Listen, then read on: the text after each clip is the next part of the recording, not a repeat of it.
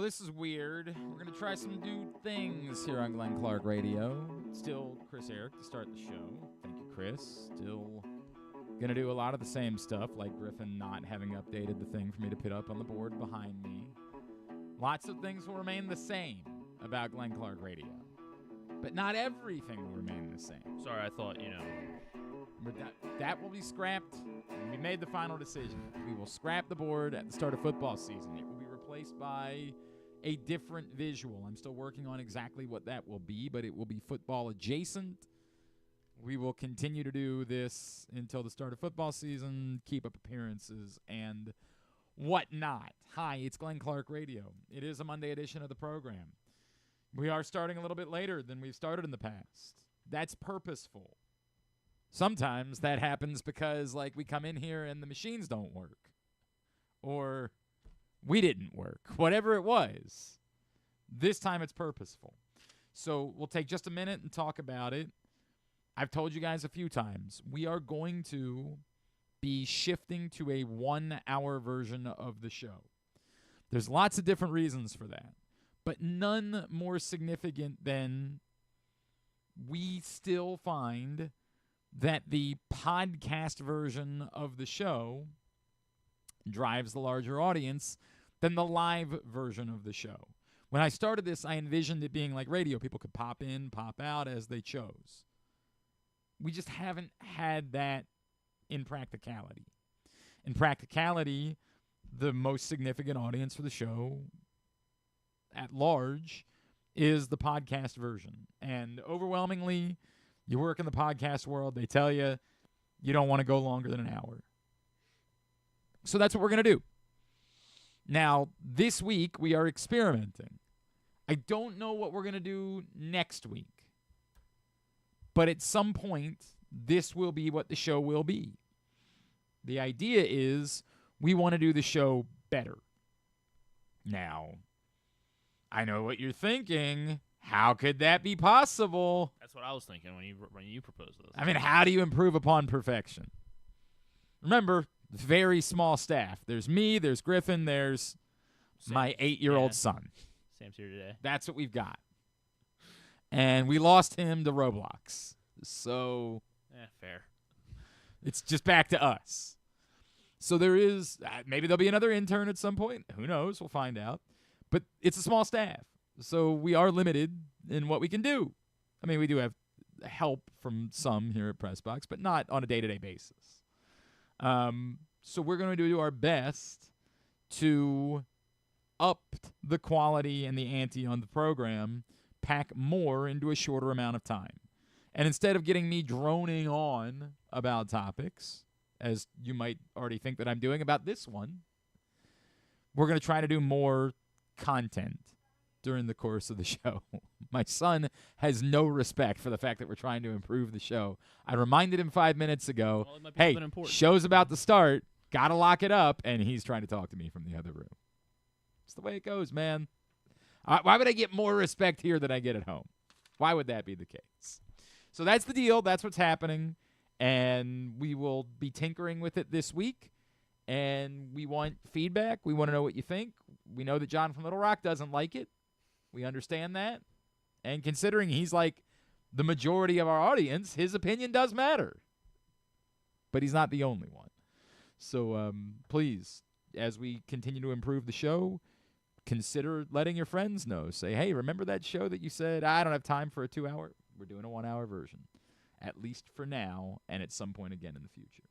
On the program today, we'll talk to Jonas Shaffer from the Baltimore Banner about the Ravens, who are now going to be down 2 of their rookie defensive backs for the season as Robert Longerbeam joins Bilal Kone on the IR.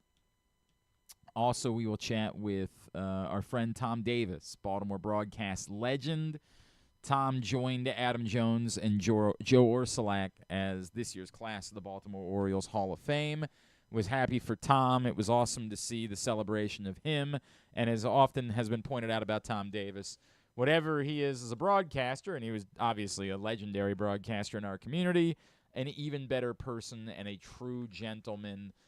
So we'll talk to Tom Davis about his experiences this weekend a little bit later on in the program. Today's show is brought to you by Game Day Men's Health in Owings Mills, Frederick, and Columbia. I have been very happy with the results that I have experienced from working with Game Day Men's Health and taking peptide proteins. I played Sunday night tennis last night, and I don't feel like death today. We played 2.5 hours of tennis, or tennis, if you will. It's old white guys playing tennis. It looks like what it looks like. And today, I feel fine. I don't feel like that. I feel good. Now, everybody's got something. You get into your 40s. You're just a man of a certain age. You're feeling certain ways. They've got you covered. Maybe it's not just sluggishness. Maybe it's actually that you're low T.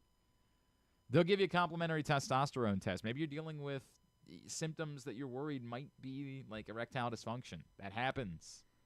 Maybe you got stubborn belly fat that just won't go away. GameDayMen'sHealth.com. Or give them a call in Owings Mills, 443-264-4454. Columbia, 443-266-3505. Frederick, 240-931-3717 for Game Day Men's Health. Orioles lose 2 out of 3 to the Athletics. It's hard to be worked up about anything that's happening on the field right now for the Orioles. I get it. We can have all the fun we want to have with the nature of what the Orioles are presenting in their outfield at the moment. What was the stat that you saw over the weekend, Griffin? They were 1 for 27. Correct. Yeah, Jacob Calvin-Meyer pointed out that they had 5 different players in the outfield. It was, of course, Dylan Carlson, Yep. Jeremiah Jackson, Greg Allen, and the other ones. And they went 1 for 20. The other ones? Yeah. This is the better version of the show. Ryan Noda and Jordan Adams. Thank you.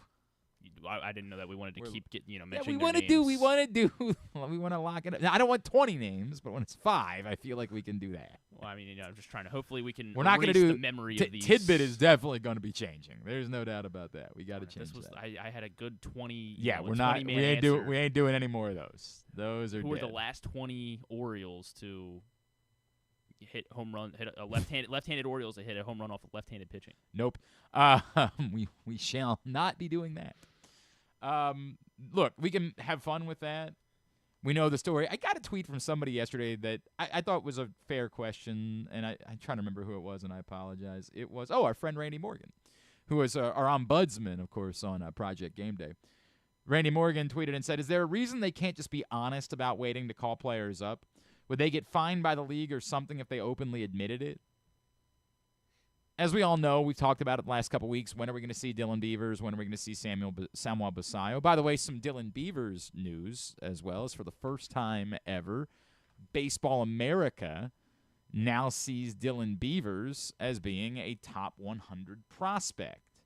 4 Orioles in the updated top 100 prospects list from Baseball America. Steve Molesky shared it this morning. Samuel Basayo, number 7. Nate George at number 81. Dylan Beavers at 83. Esteban Mejia at number 95. So still not top heavy. There's Samuel Basayo and there's everybody else. But noteworthy that Dylan Beavers, based on the outstanding season that he's put together at AAA, now is being viewed as a viable major league outfielder. And he reaches the top 100 prospect list for Baseball America. For what it's worth, Nate George has also been promoted to Aberdeen.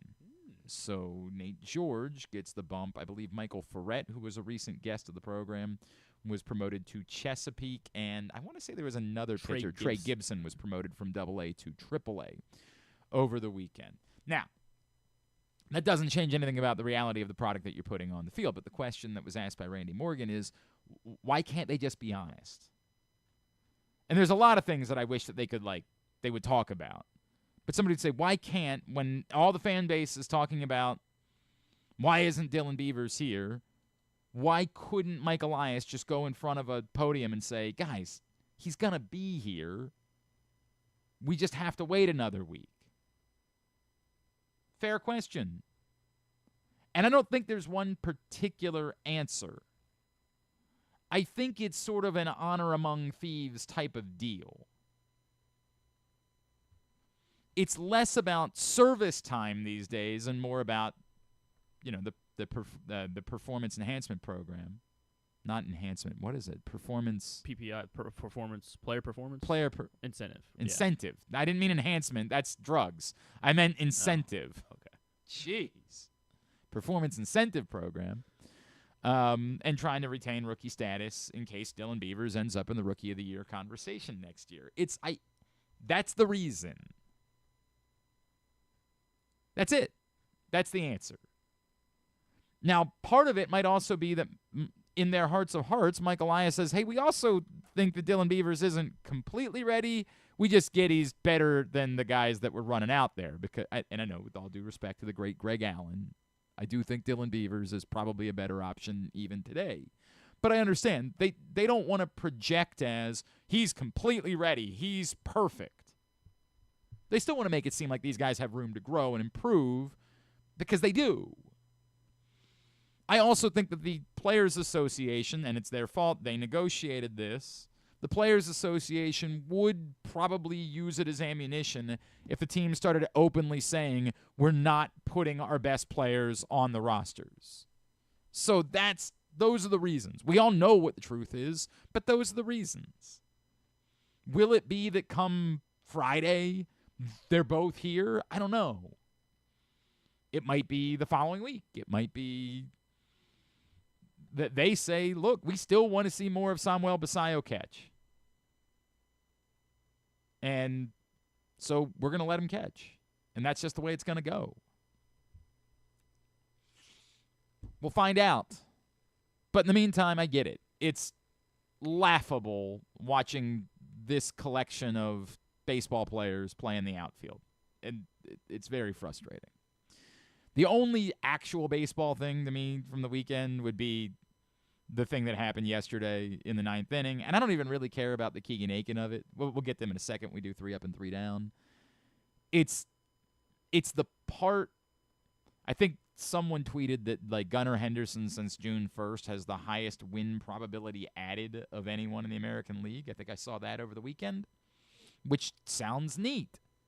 It sounds like you're inclined to say Gunnar Henderson's back. But there's just this weird difference between the Gunnar Henderson that we believe to be a viable year-in, year-out MVP candidate and a Gunnar Henderson who's the best of the Orioles. And things like this yesterday are part of that frustration. And look, does Alex Jackson need to catch that ball or protect that ball? Because, again, even on a bad throw, as if you remember in the 9th inning yesterday, I assume this is courtesy of Masson. Actually, NBC. NBC Bay Area. Yes.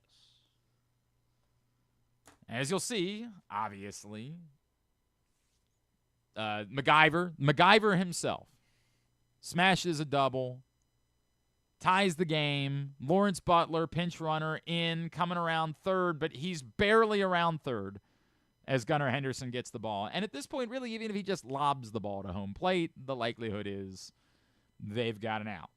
It's a bad throw. It's one that Alex Jackson still needs to handle because if he just handles it, he still has plenty of time to get the out at home plate. Instead, we see what happens. Is it the end of the world? No, the Orioles are a bad baseball team. Would they have won the game anyway? Don't know. It would have been 2-2. Considering they could only score runs like in the first inning over the weekend. I know they didn't yesterday, but how little they actually scored.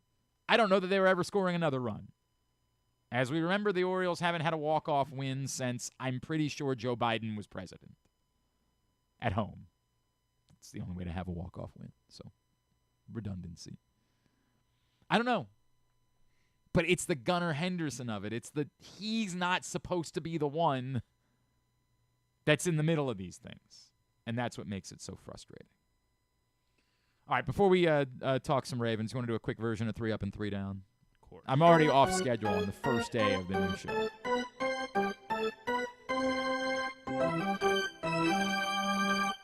Three up and 3 down. 3 Up and 3 Down is brought to you by the print issue of Pressbox. Coming this Wednesday, a brand new print issue of Pressbox featuring Derrick Henry on the cover as Bo Smoka will dive into Derrick Henry and how he has proven to be a unicorn in football, the success that he has found after 30 years old. It's a great story. Looking forward to everybody seeing that as it hits newsstands on Wednesday. Also get you ready for college football season as you'll meet players from the programs across the state inside this new print issue of Press Box, which, again, will be available starting Wednesday at your neighborhood Royal Farms, any of the hundreds of locations around town where you find Press Box. Number 3 on my down list for this week, fitting, it's Gunnar Henderson. And it's that still shot, by the way, that if you guys didn't see it yesterday, of exactly where Lawrence Butler is when Gunnar Henderson has the ball. That's just so unfathomably damning. But on top of that, he went 5 for 20. And we judge Gunnar Henderson in a different way than we judge Jordan Adams. Yeah, Greg Allen, that's his name, right? Yeah. Greg Allen stinks, but Greg Allen's He supposed made to that stink. little sliding catch. Great, good for That him. cute little sliding catch. Gunnar Henderson's supposed to be better. Gunnar Henderson's number 3 on my down list. Gunner's not on my list. I mean, that play, when we're focusing on that play, I think a lot of it still has to be on Alex Jackson. And I still wanted to catch. You can't make that throw in that spot. And you should also be able to feel the ball that's thrown in your vicinity. Alex Jackson's not supposed to be here. Sure. One of them is Gunnar Henderson. We're not judging the two in the same way. All right, Gunner's not on my list. Dylan Carlson's my number 3. He went 0 for Sure. 17 again. So that's that's pretty cool. He's like 0 for 35, I think. I get it. I get it. He's on the list. Number 2 for me is Keegan Aiken, and I get it. It's a recency bias thing, but he is actually a veteran. Like, this isn't Cade Stroud blowing up. This is a major league reliever. He's a guy that's supposed to be good. He's not on my list. I mean, the save he made the save on Friday. That was kind of balanced out, I guess. I mean, Okay. what were you expecting? Keegan Aiken to become It's Felix just Bautista? more difficult for Like, me because it's I'm just- judging actual major leaguers. Brandon Young is on He's the list number because now he is supposed to. Jackson Holliday's my number 1. He went 2 for 21 this week, and this is Brandon Young and Jackson Holliday aren't exactly the same, but these are now you No, I'm under, fine with you. I'm fine with you now saying these younger guys are Yeah. under a microscope. I'm 'cause fine it's with you time saying to that the high perform. expectations have to be higher for Jackson Holliday. I'm fine with that. Holiday's number 1. Brandon He was Young awful was- at the plate this week. Brandon Young was number 1 for me this week. My up list, number 3, there was no good option for number 3. I defaulted to Adley Rutschman. He did reach base 9 times, and he had the big home run on Friday. Like, there just weren't good options for number 3. I went with Mayo as my number 3. Fine. I mean, the massive Right. homer in Philly was fun. He did come through with the pinch hit double yesterday. That was fun for That's 2 true. minutes. And so Kobe Mayo, I think he had the highest batting average of anyone in the week. There you go. So It was a bad week for It number was. It 3. was a Number very 2, Tomo Sagano, who was the only man of the match for the weekend. It's also more frustrating that it's Tomo Sagano. Like, it couldn't be somebody that actually might be helpful. well, maybe they'll bring him back. That might be. Oh God, could you imagine? We've solved the pitching problem. Tomo's back. Number 2, Sagano, Same. and number 1, You obviously, got that one right. is the one Oriole. They've got one, so it's the one then. Trevor Rogers, number 1 on the list. We will update the scores and Thanks get for them. coming on the show, Trevor. Yeah, right. He also did- pitched well, so that's a He did that's- do I both guess- of I those. guess that things. helps. So that's the real reason he's number 1 on the Yeah, list yeah, is 'cause because he he came came on on the and he show. showed his wife's pants. Right. That have been. I guess Trevor Rogers. And he just so happened to pitch well this week too. We should share that in 3 Up and 3 Down, the clip about his Okay. wife's pants. Maybe so. Like, it's 1A and 1B. Trevor Rogers 1A and Trevor Rogers' wife's pants 1B. That's 3 Up and 3 Down. We'll get it posted at glennclarkradio.com. So now you're telling me, are we breaking or are we? How long are these breaks? They're 3 minutes or so. Oh, They're they're- normal size breaks. I mean, I guess I don't know. You're the producer. Then let's stay here. Thank you. He's only been doing it for like 5 years. This is the first time I've done this. It's only been like This is the 5 first ti- this is the years first of time you've said producing the we have a show that hard when I out. say you need to produce the show. This is the first time you've told me we have a hard. We don't have out. a hard out. We're not on TV. We're not. But we're trying Where to are tighten we? things up. Lord. Day 1, man. Day 1. We're going to tighten the screws at some point. I don't know when exactly, but at some point we're going to tighten the screws. Today's show also brought to you by County Sports Zone. CountySports.zone is the website. We are just like days away from the start of fall sports season here in the state of Maryland. Every team, every scorer, every school throughout the state, they've got you covered. CountySports.zone, proudly sponsored by your local Toyota dealer and buyatoyota.com. Ravens getting ready for preseason game number 2 this week down in Dallas against the Cowboys. Let's talk about what this man has seen from this team in camp. He, of course, covers the Ravens for the Baltimore Banner. He's our friend Jonas Shaffer, and he's back with us now here on GCR. Jonas, it's Glenn. What's going on, brother? How are you? Hey, Glenn. Great to catch up, man. How are you doing? Everything's all right. I don't know. Number 2 this week. I don't know what. I'm sorry, we had some audio playing in the background. We'll get that fixed. I don't know what to make of losing either Bilal Kone or Robert Longerbeam, because I don't know what either one of those guys would be if they were definitely even going to be on the team. But it's never a good thing to suddenly be lesser on depth in the secondary. No, and this is a group that always feels like it's playing with fire, whether you're dealing with guys who were healthy or guys who were not healthy, but you're hoping will be healthy. I think it was during the pandemic when, or it was during that awfully injury-ravaged season, that basically cost Wink his job. And, John, I think it was Eric DeCosta who talked about how, for whatever reason, cornerbacks are this kind of greyhound position where guys break down more easily than at other positions. And, we've seen that in years past. I didn't expect to see it as quickly as we have this year with not just Kone and Longerbeam, but also obviously Ardarius Washington. So I think still, it was probably unlikely that both those guys would have made the team, considering just how strong a camp Jalen Armour Davis is having. But of course, he's a guy with his own injury history, his own injury concerns to worry about. But certainly you're preparing for the future where Kone and Longerbeam are a part of this team's plans. And, it might have been that had one or both of those guys stayed healthy, they would have figured into this year's plan. So it's just a bummer all around that you are not only basically robbing them of a year of development on the practice squad or on the practice field, but you're also just, kind of jacking up the risk of what happens if some of the guys who are ahead of them on the depth chart, most of whom have injury histories, most of whom have, kind of seemingly chronic conditions, miss a game or 2 or 5 or 10, and they're just kind of back to worrying how you're going to stop all these incredible quarterbacks in the AFC. That's a great point. The other position that I guess is a little bit weird, the Ravens keep bringing in these veteran running backs. I still assume there's not really anything to see here. This is just need bodies to play through the preseason and camp, and we know who the running backs are, and it's not really worth any further discussion. Yeah, I think so. They have a top 2. Neither Justice Hill nor Derrick Henry played in the preseason last year, so I wouldn't expect that to change. And now you've got Keith Mitchell coming out, a minor, I think, groin injury. And obviously, I think he showed everyone, not just in Baltimore, but on the NFL, that this is a guy who you don't want to throw out there needlessly in the preseason game if you don't have to. So you bring in some guys. Obviously they've brought in Dearness Johnson, they brought in Myles Gaskin. It looks like Marcus Major Jr., who's an undrafted free agent running back who they signed, early in the offseason, is close to coming back. So are these guys going to be world beaters in the preseason? No, but I think Rasheen Ali has done some pretty impressive stuff, and the fact that he was back out there at practice on Sunday, despite Harbaugh having some trepidation about whether he got nicked up in that preseason game Thursday, I think is a pretty good sign. All right, we're chatting with Jonas Shaffer, the Baltimore Banner here on GCR. Jonas, I want to talk about a couple of positions and find out if there even are roster battles at this point, if we could, right? If there is anything to fight for.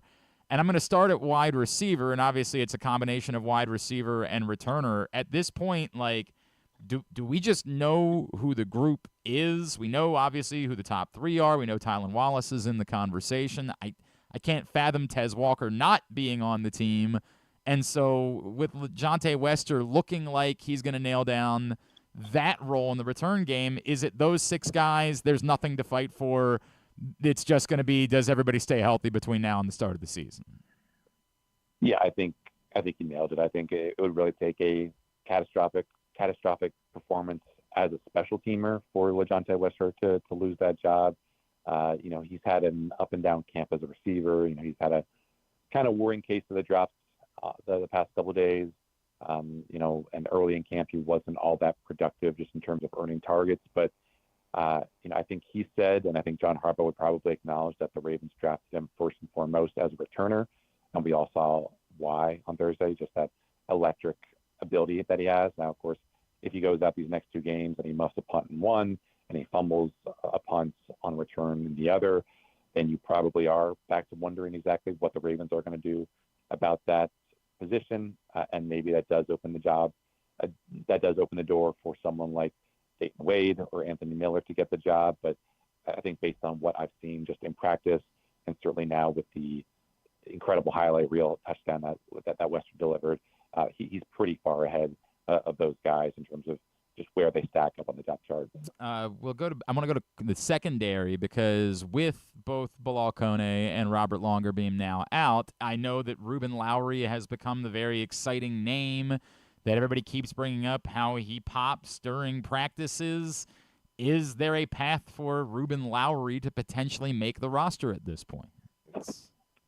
I think there is. I haven't done the roster recalculation in my head, but I believe when I did my initial 53-man projection, I think I had the Ravens keeping 7 cornerbacks and 4 safeties. So if you just rattle off the cornerbacks, it's Humphrey, Wiggins, Alexander, Awuzie, Tampa, Armour Davis, who I think is pretty close to, again, knock on wood, hopefully he stays healthy.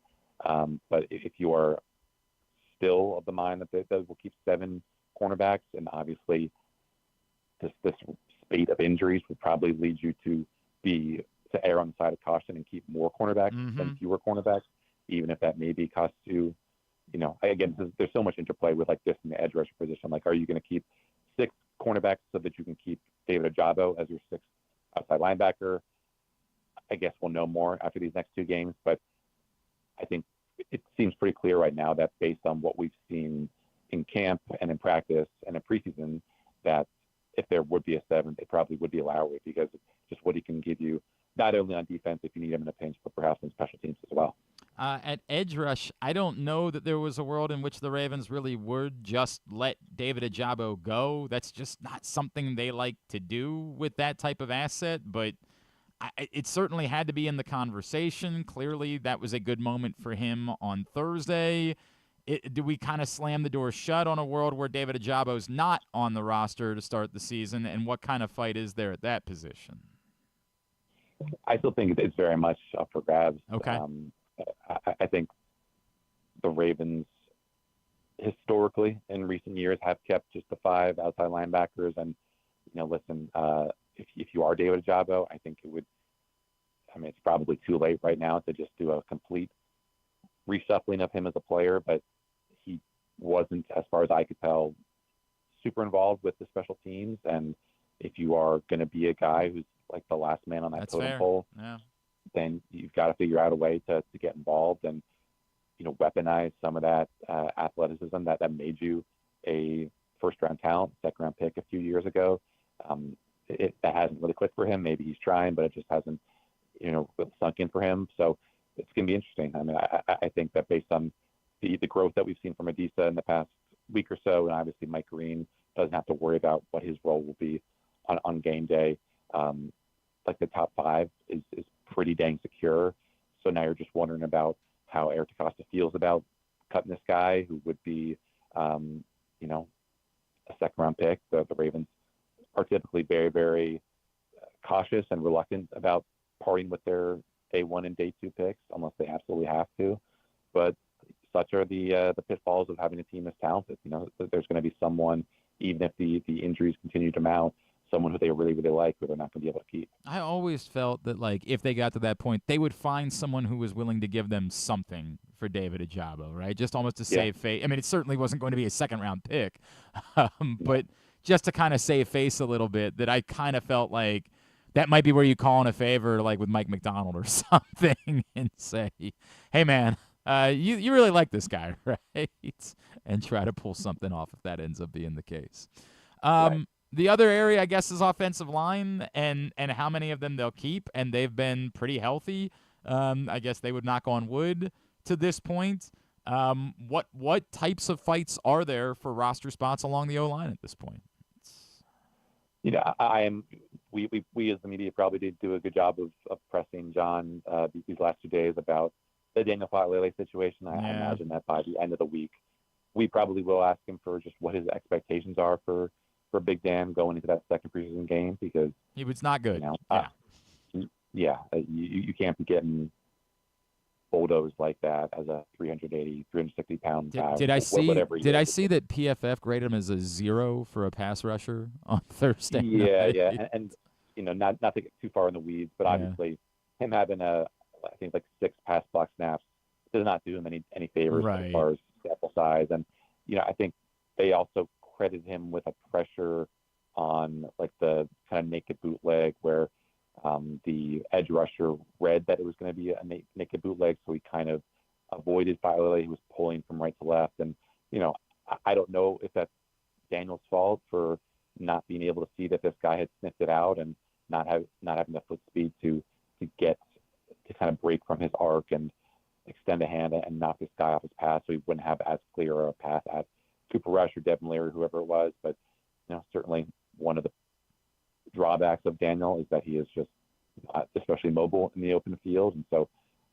I guess I would understand why PFF talked him up with that pressure, but it also seems a little bit unfair to me if you're supposed to hug the line and not worry about the guy reading out the play like he did. But all indications are that the really only battle for a starting job was at left guard, and I think Andrew Voorhees probably wrapped that thing up with his performance Thursday against the Colts. So maybe there still would be some room for a late charge or a late fallback if Daniel really struggles again against the Cowboys this weekend.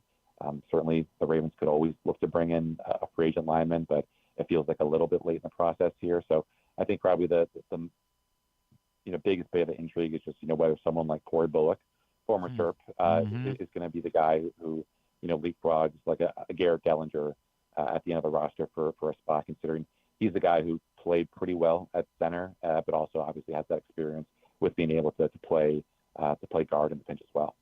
Anything else I'm not thinking of that there is like a more of a conversation perhaps than I realize? Not really one that I can think of. I mean, I think everything is, I guess I think we're all expecting Jair Alexander to be cornerback 3. He's not. I don't think he's going to be the guy who starts at outside cornerback when they are in base personnel defensively. But who's going to be the guy who's alongside Nate Wiggins and Marlon Humphrey when they get nickel personnel, when they get in dime personnel. I think Cheeto has had a really strong camp, and I know Jair has made a bunch of highlights because of the targets that he, because of what he's done with the targets. But I think there's also something to be said for just how few targets Cheeto has encouraged to his side of the ball. You want to be a shutdown cornerback whether you're getting targets or not, and obviously there's more invested right now in Jair Alexander based on just the sheer contract size. But I think I've been impressed by what both those guys have done, both on the days when they're quote unquote busy and when they're not. Jonas, what else are you watching for the next couple of weeks? Penalties in training camp, probably. Just, obviously we're closing in on less than 4 weeks now, I believe, between when the season kicks off, and that's a lot of time to figure things out with the cadence and the false start penalties. But it is worrying that we've seen it happen with the first team offense. We've seen it happen with the second team offense. Obviously, I think the Ravens did a pretty good job on Thursday. Again, before a home crowd at limiting those pre-snap penalties. But one of the remarkable things about the Ravens last year, at least when I did this story in kind of like week 12, week 13, so somewhere around that range, was that it really didn't matter whether they got dinged with a penalty. Like, they were just such a machine on offense that I think my finding was they were like more efficient in terms of success rate when they started to drive on like first or second down with a penalty than when they weren't. And I don't think you can expect that.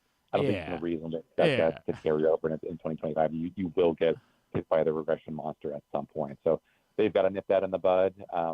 But again, they were just such a machine on offense last year that even if you have some penalties, whether it's formational or false starts or whatever, delay of games, haven't really seen too much of that, then you just feel like the floor for this offense is still top 5, top 7 overall. That is wild, man. That is an insane stat. At Jonas_Shaffer, thebaltimorebanner.com, and of course you can see him at an upcoming Maryland soccer match. I have no doubt he is our friend Jonas Shaffer. Always appreciate you, brother. Let's talk again real soon. Thank you for doing this. Sasha's got to change things up, man. It's been a while since it's not what it's like. You know what? It's a great point. Hot take. We're putting him on the hot. No, we're not doing that. He's Sasha Sorovsky. We're not doing that at all. Thanks, buddy. Appreciate it. He's right, though. It's been a few years. Since they've been in a title contention. But still, Sasha Sorovsky, man. We're not messing with that. All right, when we come back in, the great Tom Davis is going to join us after his induction to the Orioles Hall of Fame this weekend. That's next. It's Glenn Clark Radio.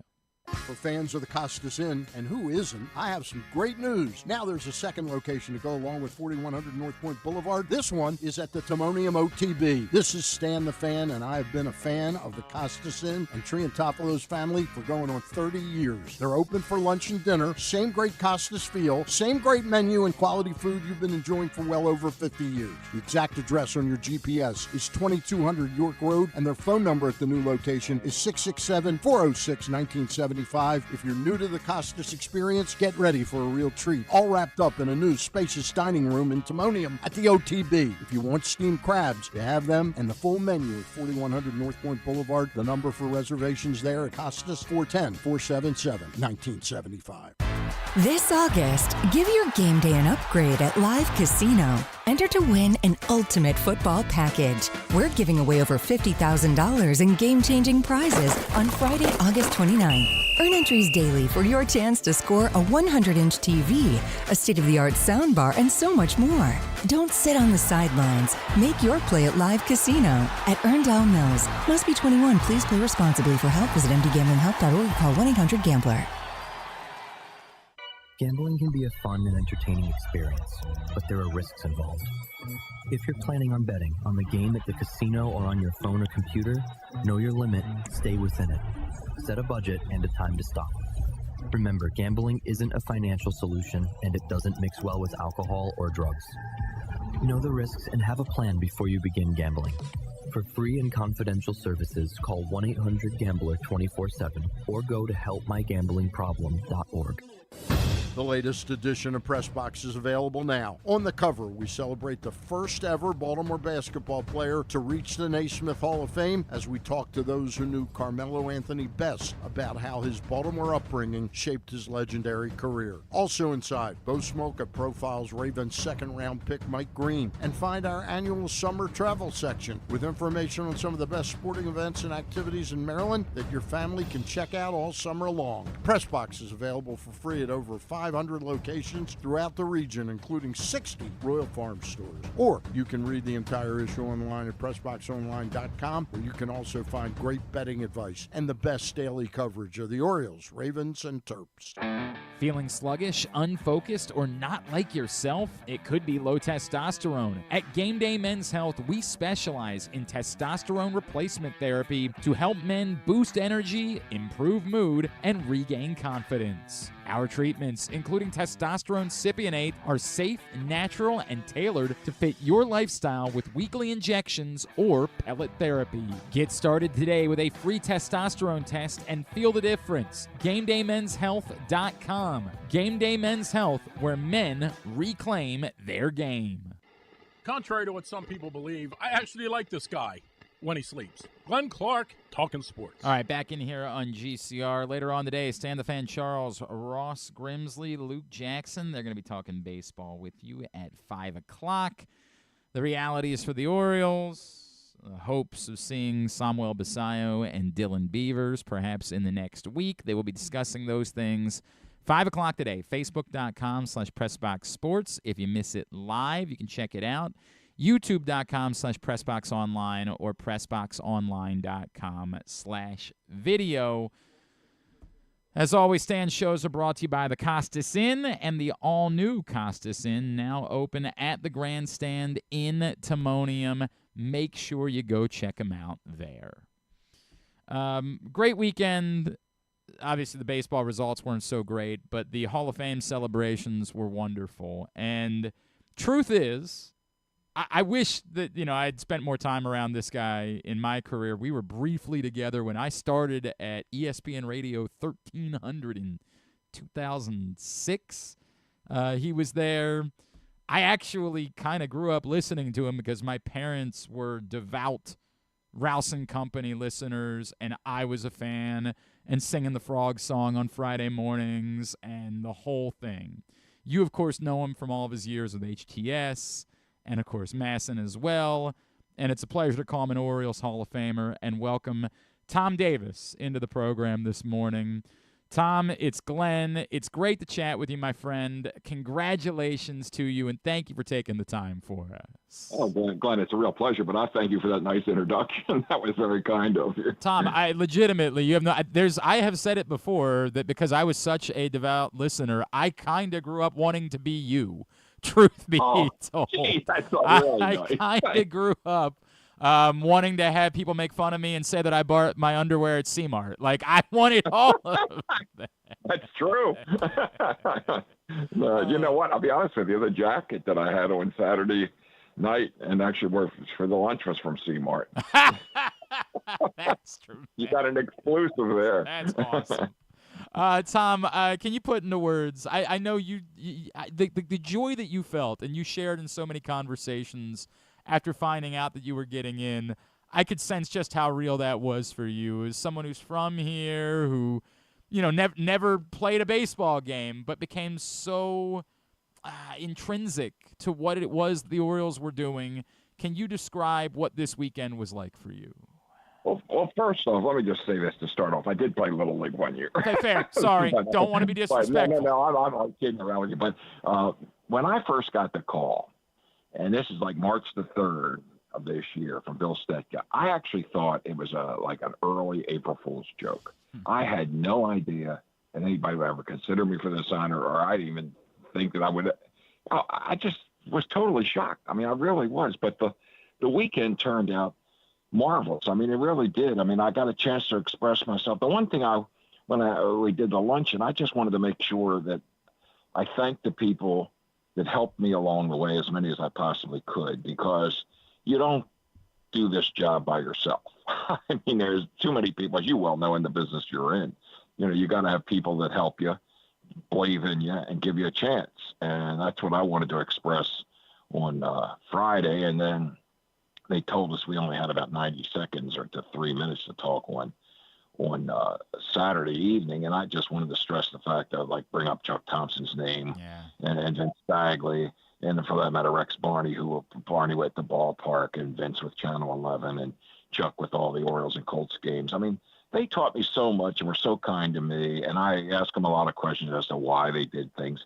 It was a privilege to be around them, for one, and it was like going to college for free, to be honest with you. Tom, for those that don't know your story, right? Because you're part of the furniture. You've always been there. But for those that don't know your story, can you remind everybody like how this happened for you? How you became, such a significant part of the Baltimore media landscape? Well, a couple of things that happened along the way. I mean, I go back to the first time when I was about 18 years old. I was out of high school at Calvert Hall, so I'm over at Baltimore Junior College for a year where they actually taught broadcasting, but the teacher gave you a test out of the book but never taught you anything out of the book. All he wanted to do was talk about his career, so I basically moved on to the University of Baltimore. But I went into Channel 11 one day and just said, I'll do anything, sweep floors, do anything you ask me to do just to get into the business. Well, about a year later, the man that took the application, about a year later, he called, and I told him I wanted to do sports. he calls me back. He says, I remember you want to do sports. Would you mind coming in for an audition? Well, I couldn't get there fast enough, but I was no more qualified than the man in the moon at that point. And basically, I asked him after, I didn't get the job. It was somewhat, I think, a setup where they already hired somebody. And what happened was that they wanted to make it look like they had auditioned other people. But that was neither here nor there. But the thing is, I asked the man, his name was Wes Potter. I said, how come you even remembered me a year later? And he said, well, you live about 10 houses away from me. So based on the address you put on the application. So, I mean, you talk about weird things that happen, a guy that remembers you a year later that calls you in. I met Vince Bagley, and when I didn't get the job, I said, Vince, what can I do? He said, well, you can come around here at night if you want to. Well, what I would do is I'd go to school at the University of Baltimore, downtown near Penn Station from 9 to noon. I'd sell paint at Montgomery Ward at Udallwood, which is off of Joppa Road. It's not called Udallwood anymore, but from 3 to 9. And then I'd go down and work for free for Vince from, about 9:30 until about midnight or whatever. And he taught me a lot of things. And, after 6 months of free, he got me a job as I would call it a copy boy, but it would basically be called an intern now. And from selling paint at Montgomery Ward, I was making $2.25 an hour. And I went to $1.60 an hour. I always like to tell people back then because the prices were a lot different than they are yeah, now. They are.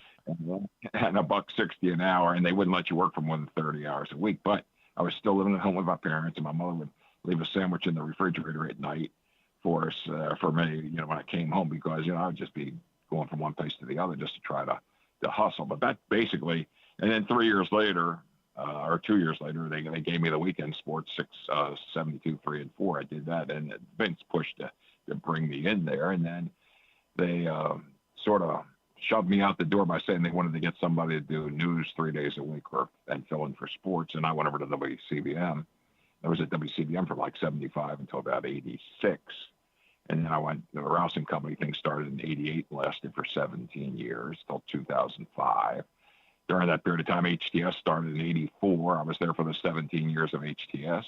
And then when Masson started up in 07, I was there doing the Masson stuff through 19. And then they let me keep doing my shows. So my wall baseball, take me up to the Log In Touchdown Baltimore on a regular basis on Masson, which I still do. So, it's been a fun time. I mean, no doubt about it, but I'm very lucky and just, people taking a little risk with you and trying to do as much as you possibly can. By the way, did you hear that, Griffin? $1.60 an hour. So never forget how lucky you have it here. Never forget how fortunate you are. You could be working for $1.60 an hour. Tom Davis with us here on GCR. Tom, if I had gone back and told, 18-year-old Tom Davis, when you were selling paint at Montgomery Ward, if I had said, hey, one day you're going to be in the Baltimore Orioles Hall of Fame, what would that version of Tom Davis have said? I would have said, no way. Yeah. I would have been shocking, but somebody would have brought it up. To be honest with you, look, it's a great honor. But, I keep saying to myself every day, there's no way I even belong in it. I mean, I just did my job. I love doing it. I mean, I've been blessed, and I know it. I've got a wonderful family, a wonderful wife. I've got, kids, grandkids, and stuff like that. And it's just been terrific. I can't complain a moment, but all I wanted to ever do is do what I'm doing. And I hope I can keep doing it, without any sort of like slow down. I'm 77 now, and I faithfully read every day, and I feel like I'm still, very up to date on things that are going on. So I want to keep doing it as long as I can. We love that. We absolutely love everything about that. Tom, a couple things that jump out at me, right? Like getting to share the weekend with Adam, right? Who I was trying to explain it to people because we don't throw around monikers like Mr. Oriole to anybody. Like the idea that we put Adam Jones in this conversation, despite him not being a baseball Hall of Fame caliber player, I think speaks to how truly uniquely special he was in our community. And I'm convinced we might never see anyone like him again just because of how times have changed and the stories that you and my father share about, being out with Brooks or Johnny U, like that era of athlete just doesn't exist anymore. Can you put into words how truly unique Adam was and what it was like to be able to share that weekend with him this weekend? nuts. Well, Glenn, let me just say this. If you go back and again the history, look, I started following baseball in 1954 when I was in the first grade. So in the 50s, I consider like the Gus Trianos era. Mm-hmm. Then when Brooks came along a little bit before the 60s, it became Brooks from 60 to 77. And then you got Cal from, say, 81 to 2001. And then there's a gap in time there until Adam Jones gets here that there really wasn't a player that you identified with the club, at least in my opinion. So you got Gus, you got Brooks, and you got Cal. I mean, there's other players. Don't get me wrong. Frank Robinson with the 4 out of 6 for the World Series, and Jim Palmer, Baseball Hall of Famer for 19 seasons.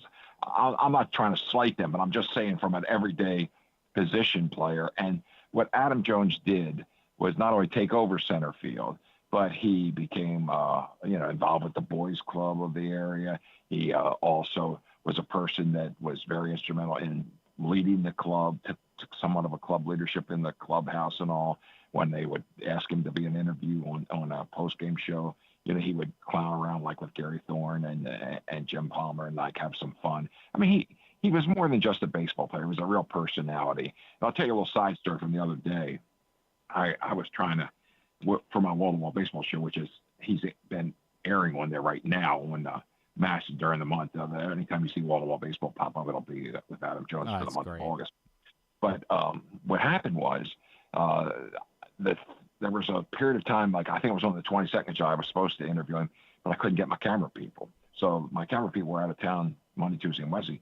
So I said to Bill Stetka, I said, give me some dates that he could do it. Let me see if I can get my camera people. Well, it all worked out on Wednesday the 30th, but the strange thing was we had a little tough time getting to where we had to shoot. And they weren't ready to shoot when Adam got there. And I'm going, in my own mind, I'm going to go, he's going to walk out. Bail, right? Like, I can't take this, goodbye. And we sat for like 15, 20 minutes while they were making sure everything was right. We had great conversation. And then, it took like the show's an hour, but it's about 40, 42 minutes worth of information and stuff. And he couldn't have been nicer. I mean, just really, just a wonderful person and has a terrific family. The other thing, too, I want to tell you a funny story with him later on. After the luncheon on Friday, they had us go out on the Utah Street right past Boog's where they put the plaques up. And I didn't even know that they wanted us to do it until right at the end. So I come strolling out there, and we're supposed to wear these green blazers that they were going to give us the next day so they could take pictures of us. So I look at Adam, and he's got his on. I'm going, gee, they really missized your jacket. I mean, he looked like he was wearing a raincoat. It was my coat. He had it on. And I went to put his on, didn't know it before they started all laughing at me. And I could barely get my arm into his jacket. I mean, like the size difference. But he's a kind, wonderful person, and you couldn't ask for anything best. I personally, I'd love to see him get involved even more. He's supposed to be a consultant 10 days a month. And he does live in Barcelona now, in Spain. But look, he loves Baltimore enough. He'd come back in if he was called on to do even more. It's tough because he has a really good life in Spain. But I couldn't be with you more about that, Tom. The more Adam Jones that we have, it is just a win for our city, for this franchise, for everybody involved. And Tom, he's 1 of 1, man. He is 1 of 1. And before I let you go, because I brought it up earlier, I saw you guys got together to celebrate. It was 20 years since the end of Rouse & Company recently, and I just, the way that show continues to resonate with this community 20 years later, and how much I have no doubt you get it on a day-to-day basis where people ask you about it.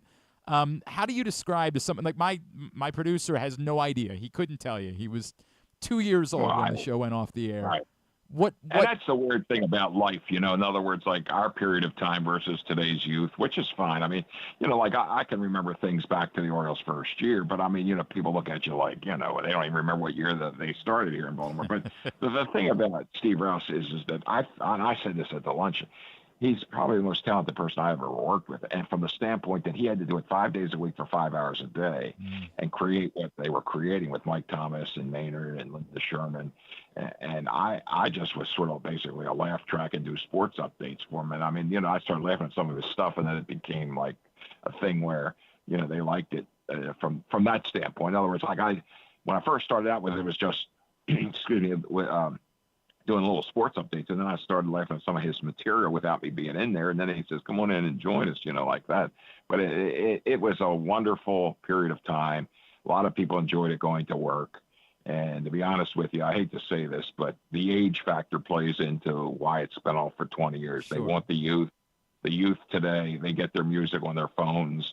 And I'm not going to be in a derogatory way. I mean, it's fine, but that's how the world changes. But for us that grew up listening to radio and television, the world has changed. And I mean, and now even the TV's changing with all this streaming stuff, which I don't even understand, to be honest with you. But the part of a music thing, if you like a certain music, you can buy them and put them on your phone. You don't have to wait for it to come up on a radio station. And when we were kids, I mean, we were listening to WCAO and WITH and couldn't wait for the a certain hit that would come out that week when it would be playing again. And it's just, look, it's a different world. It really is now.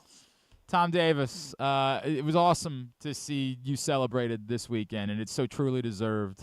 You're such an important part of our community, and really happy for you and for your family that you got to celebrate that way. Congratulations, sir. Let's do this again soon. Thank you for spending a couple of minutes with us. Oh, and Glenn, thank you for the compliments. But anytime you need me, just call. I love to talk. Anything Orioles, Ravens, whatever. I mean, by the way, let me just add this in. The Ravens, this is important. The Ravens invited all the three of us over for that Thursday night game that's against so the cool. Colts. That's so cool. And they honored me on the field and all, and then they did a little bit later with Adam, and they sort of separated out. But I just want to say this. When they brought us in, they had people like bring us to where they wanted us to go and stuff like that.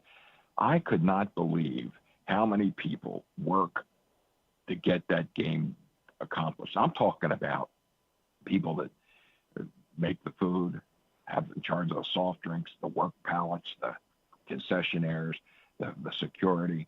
I mean, they must have had, I'm not kidding you, and I could be off on this, they must have had like 3,000 to 4,000 people I believe it. to make that thing work. And I just want to congratulate them, because without them, the game can't go on. They're just nice, hardworking people that love to work around. They're the same thing for Camden Yards for the baseball, but I had never gotten a tour of underneath the way I did when they were taking us to some place that we had to go. And I'm going, God, these people are working so hard. It was hot under there, sweaty. And I'm going, geez, they need to be appreciated more. It's cool. It's really cool to hear you say that, and it's the exact type of thing that you, and I love this about you, that you see that and you recognize it. And that's awesome, Tom. That's really cool that you see all of that happening. Tom Davis, a pleasure, man. Thank you for spending time with us. And really, anytime, man. We'd love to do it more. I appreciate that. Tom Davis. Sure. Thank you. Orioles Hall of Famer, Tom Davis. Appreciate him taking the time for us this morning after he was celebrated this weekend. Hey, the Maryland 5-Star is back this October at Fair Hill in Cecil County. MarylandFivestar.us to get your tickets. It's the 5th edition of the Maryland 5-Star, and it's going to be even bigger and even better. It's not just the world-class sporting event, Triple Crown of Equestrian. It's a true celebration of fall in our community. Corgi Cup, ponies, food and wine festival, incredible shopping. Go check it out if you've never been. MarylandFivestar.us to get your tickets. Come back in, rest of the weekend, quick version of Tidbit and Tubular, wrap it up. Glenn Clark Radio. Feeling sluggish, unfocused, or not like yourself? It could be low testosterone. At Game Day Men's Health, we specialize in testosterone replacement therapy to help men boost energy, improve mood, and regain confidence. Our treatments, including testosterone cypionate, are safe, natural, and tailored to fit your lifestyle with weekly injections or pellet therapy. Get started today with a free testosterone test and feel the difference. GameDayMen'sHealth.com.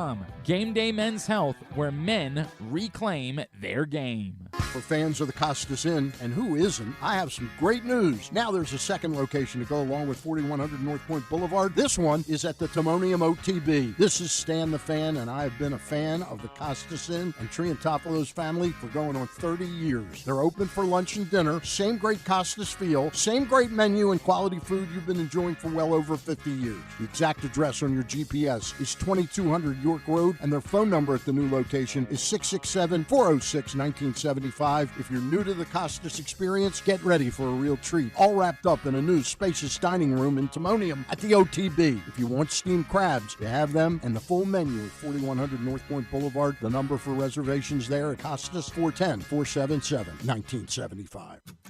This August, the PGA Tour's best are coming to Maryland. The 2025 BMW Championship tees off August 12th through 17th at Caves Valley Golf Club in Owings Mills. See the top 50 players battle it out in the penultimate event of the FedEx Cup playoffs. Don't miss your chance to witness world-class golf, fan experiences, and unforgettable moments. Tickets are on sale now at bmwchampionship.com. The BMW Championship, where legends take the lead. This August, give your game day an upgrade at Live Casino. Enter to win an ultimate football package. We're giving away over $50,000 in game-changing prizes on Friday, August 29th. Earn entries daily for your chance to score a 100-inch TV, a state-of-the-art soundbar, and so much more. Don't sit on the sidelines. Make your play at Live Casino at Erndale Mills. Must be 21. Please play responsibly. For help, visit mdgamblinghelp.org or call 1-800-GAMBLER. Gambling can be a fun and entertaining experience, but there are risks involved. If you're planning on betting on the game at the casino or on your phone or computer, know your limit, stay within it. Set a budget and a time to stop. Remember, gambling isn't a financial solution, and it doesn't mix well with alcohol or drugs. Know the risks and have a plan before you begin gambling. For free and confidential services, call 1-800-GAMBLER 24/7 or go to helpmygamblingproblem.org. Coming back in here with Glenn and the other guy, Garrett, whatever his name is. You know who they are. All right, winding down for a Monday edition of the program. Couple things. One, congratulations to the Maryland Whipsnakes. They are ahead of the playoffs. They needed a win. They needed help. They got both of those things. The Boston Cannons at home. Oh, that's killer. They were hosting this weekend. 2 games, just needed to win 1 in order to get in. Lost the first by 1. And then on Saturday night, tie game, 7-7 at the half. All Whipsnakes in the second half, baby. 15-8. They outscore Boston 8-1, including, courtesy of ESPN Plus and Saturday Night Lacrosse. There was the one point where it looked like Boston maybe had a chance, as there was clearly nothing to watch in the Orioles game on Saturday night, so I was heavily invested in the Whips. It looked like there was a little momentum because Holman had appeared to have scored a last-second shot clock air gate goal where he leapt in behind the back of the goalie and dunked it home, only for it to be waved off because his foot had touched the crease on the way in.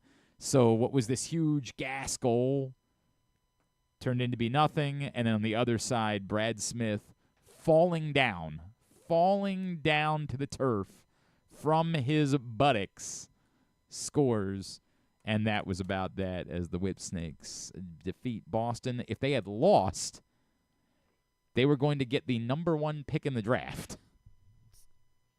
Instead, they win, and they're in the playoffs. Now, that's because 6 of the 8 teams make the playoffs in the PLL, but crazier things have happened a couple years ago. They turned it into a run. We will see how it goes. They play like they did in the second half on Saturday night. They're unbeatable. 100%. Emmett Carroll is tremendous. Like, there are a lot of good things that happen, but they got to bottle that up. Just keep drafting guys named Carroll. Correct. It's worked out fairly well for them. They also had made the playoffs every year in the history of the PLL, and so that was a risk on Saturday night. But they continue that streak by virtue of beating the Boston Cannons. They take a week off at the end of the regular season, which is kind of weird to me because the league itself has momentum and this big final weekend, and you feel like and it also leads to they don't play the championship until into football season. That's right. Yeah. And they also take a week off between the semifinals and the championship. It's just very odd, and I'm sure that's an ESPN thing, the way that it happens. Because we've talked about this, where it's like Labor Day makes a lot of sense. Yes. It makes almost too much sense. It seems perfect. Now, I get it. You could say, hey, it would still be drowned out a little bit by college football. Not on Sunday or even on Monday, we're used to them playing the college championship on Monday afternoon and Memorial Day. You could make it so the college championship is on Memorial Day afternoon, the pro championship is on Labor Day afternoon. It seems like you would have some synergy there. You could do like a late afternoon thing and then lead into whatever the big college football game is. I don't know, man. Yeah. Not my call. I don't make the decisions, but yeah, they're off this weekend, and then they will play in the playoffs the following Saturday against the Water Dogs. So congratulations to the Whip Snakes for getting into the postseason. Yeah, it sucks to be Water Dogs right now. Yeah, right? Facing the Whips. Losers. And then the other thing that got everybody's attention this weekend, I can't believe something happened in a preseason football game. But I think two things happened in preseason football games that were interesting. One, for everybody that said that the Cleveland Browns were setting up Shedeur Sanders to fail, Shedeur Sanders looked pretty good. Now, does that mean anything? No idea. But Shedeur Sanders looked pretty good as he got the start in the Browns' first preseason game. This was one of those, that all of the hubbub was nonsense. Joe Flacco is going to be their starting quarterback, so they don't want to play him in the preseason. He's 40 years old. That kind of makes sense. And they are not going to tell you he's going to be their starting quarterback, but he's going to be their starting quarterback to open the season. Then I guess Kenny Pickett's hurt. Right. And Dylan Gabriel was hurt. So Snooping. Yeah, I mean, like, it makes sense that Shedeur Sanders is going to start the season. It's interesting because there are people in Cleveland that would tell you there's two quarterback battles. Joe Flacco is battling Kenny Pickett, and Shedeur Sanders is battling Dylan Gabriel, and, like, there's going to be two actual quarterbacks. I think they're still going to keep both Sanders and Gabriel, no matter what. But I could see where Kenny Pickett could traded. Either get I don't know how much of a trade market there is for him, but I could see that being the case where Kenny Pickett becomes available. But Shedeur Sanders looked very good. Still, the thing that mattered was basically absurd. Do you want to hear it or not? I don't know who to credit. I guess the Jaguars. Yeah, the Jaguars Game Day Network. Sure. Cam Little, second-year kicker for. By the way, I did not realize that he was in his second year because I didn't own Cam Little at any point last season in fantasy football. So how would I know who the Jaguars kicker was?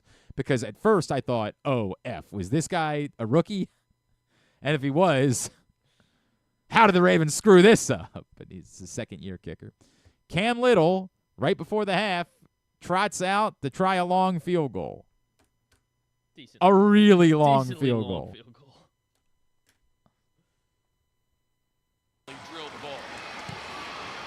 Holy smokes. They got a shot. At the 7. He just kicked a 70-yard field goal. Are you kidding me? Crazy. I've never seen that. The NFL record. That would be an NFL record. In the first half. Yes, it would be an NFL record. It's not an NFL record because it happened in a preseason game. Now, somebody might say, okay, but this isn't like you could say, hey, take Shedeur Sanders with a grain of salt because he was playing against whoever he was playing against and the teams aren't trying necessarily. But it's hard to imagine what somebody would have done against a kick that would have changed the result of the kick. That is bonkers. I couldn't believe it. Justin Tucker made a 66-yarder that he barely made. Like, it happened to bounce just the right way off the bar that it went through instead of going back the other way. Tucker probably would have been good from 75, Yeah. Because of where it ended up hitting the back of the net. The Tucker's? Yeah. Well, because it hit the thing and then it bounced. No, up it wouldn't have been yards. good from 75. It would have come up well short from 75. You wouldn't get the bounce. Okay. All right, I'm sorry. I couldn't understand what you were saying. Cam Little's legitimately might have been good from 73. Holy hell. It's insane. Now, this is the problem. Will he get an opportunity to do something? The circumstances have to be very specific. You're not going to try a 70-yard field goal in the middle of the first half. That sets you up. The field position punishment for missing that kick is so disastrous. You would only try it because then they're they would automatically be in it'd be a 55. They would be in in easy field goal range if you miss that kick. You can only try that kick at the end of the first half or at the end of the game. So you have to be in very specific circumstances. At the end of the game, I don't know. Are you willing to try it at the end of the game, with your life on? Probably not. I mean, just because if it's the Auburn Alabama thing, right? The kick six possibility. I don't know if you're willing to try it. It might literally just be an end of the first half thing, and even then, again, there's still the risk of it being returned the other way. Is it worth it? I don't know. But wild nonetheless. An incredible thing. Tidbit is brought to you today by Live Casino and Hotel, the best place to watch. We haven't even had a chance to talk about the UFC thing today. They signed I know. That's actually massive news. Yeah, we'll do it more on Thursday if we still do fighting words, and I don't know the answer. We're already 11 minutes over on the short show. But yeah, $7.7 billion. Everything's headed to Paramount. I guess pay-per-views are dead. As of right now, they're just saying they're going to air on Paramount Plus. I don't know if they're going to try to do a tier thing similar to what ESPN's doing with the WWE pay-per-views. Right now, the word is UFC pay-per-views will just air on Paramount Plus, and if you have Paramount Plus, you'll be able to watch them. So that's a game changer, but a lot of people still don't have Paramount Plus. Well, now they will, I guess. It's not Netflix. So you can either, again, Paramount Plus is the all-encompassing sign streaming service now. It's you're gonna get South Park, you're Uh-huh. gonna get SpongeBob, Uh-huh. Survivor, and now the UFC. and Stephen Colbert. Oh, okay. Well. It is interesting that they ended up with Paramount, isn't it? Very interesting. Anyway, the point being, it actually makes a lot. I think it's it not makes sense. I agree. whatsoever. By the way, my son just wandered into John's office. I think is taking over John's. Asking for a job. I think he's just thinking that he's going to run the company now. I think that's where he's at. So I think, is he on camera behind you? I think my son's trying to do the Today Show bit where he's trying to mug behind you. Like he's going to hold up a John 3:16 sign or something like that. Austin. I'm not sure. Austin 3:16 Yeah. says, I just kick your ass. Anyway, so the moral of the story being that why would you pay for Paramount Plus when you can instead just go to Sports and Social at Live Casino and Hotel and watch everything for free right there? And that move isn't happening until next year, so there's still some pay-per-views to be had. We got about 5 of Can them. watch all of them at Sports and Social, Live Casino and Hotel. What's the short version of Tidbit look like? Our friend Rob Pinnell became the Yes. all-time assists leader in PLL. That was earlier. That was. Yeah, I know. Okay, And all right. He's added on to it. He's added on to okay. it. Who are the other? Can you name how many of the other top 5 assists? I think assisters? we didn't do Did we this. Did we do this? I could have sworn we did this. Didn't we do it? I guess we did. I don't know. Did we do it? I thought. All right. Did we do goals? Do you want to do goal scorers? We can do goals. You want to do goals? All right, sure. Let's do goal scorers. And Okay. It does combine, MLL, and Right. PLL. Who's the all-time goal scorer? Rabel. Rabel is number 3. He's the points. He's the points leader, right? He is the points leader. Yeah. Because they were talking about that on the broadcast, and I was reminded of that.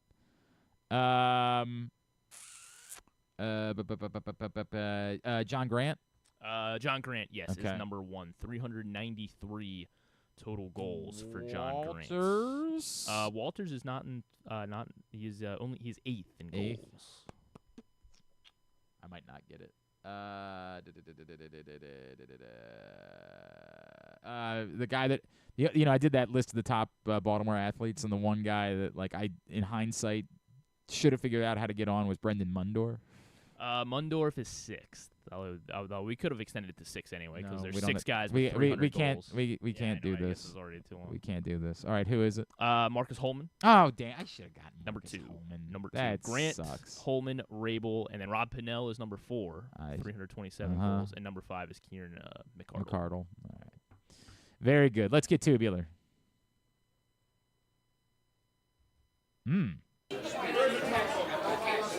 Okay, everybody, it's going to be quick today. What was the main focus today, Coach? Fundamentals, ball control. It's always huge.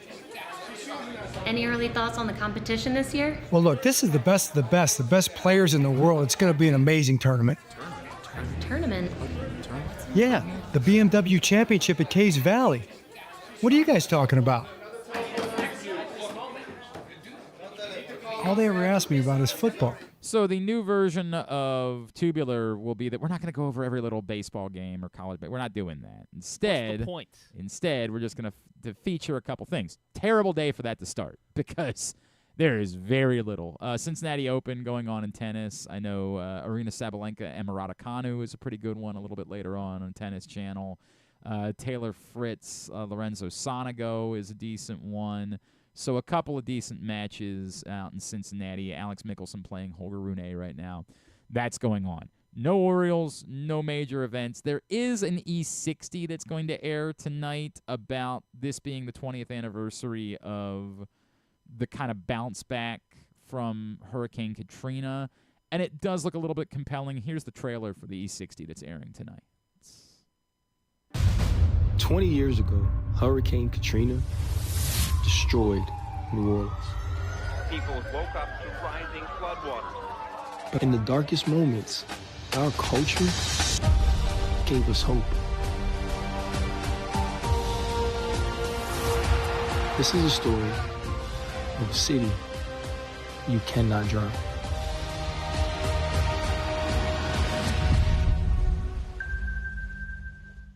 So it looks pretty compelling. That's tonight, 7 o'clock on ESPN. Of course, Monday Night Raw on Netflix at 8. Anything non-sports-wise that stands out? Fallon's going to have Helen Mirren and Pierce Brosnan, along with Matthew Berry. They are, of course, plugging the E60, yes. Oh, really? Yeah, that's what they're plugging. And then Seth Rogen and Mina Kimes will be on Seth Meyers.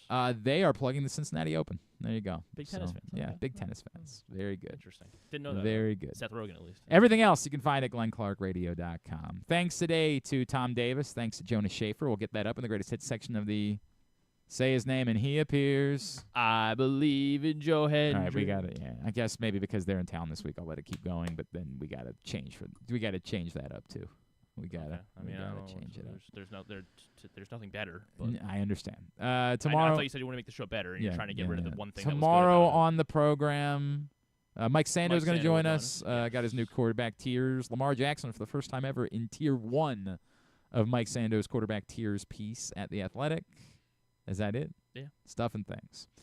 Thanks today to everybody at PressBox, all of our great sponsors and partners, including Game Day Men's Health, Live Casino and Hotel, the Maryland 5-Star, the BMW Championship, as well as HelpMyGamblingProblem.org, the Costas Inn, Maryland Sports, County Sports Zone.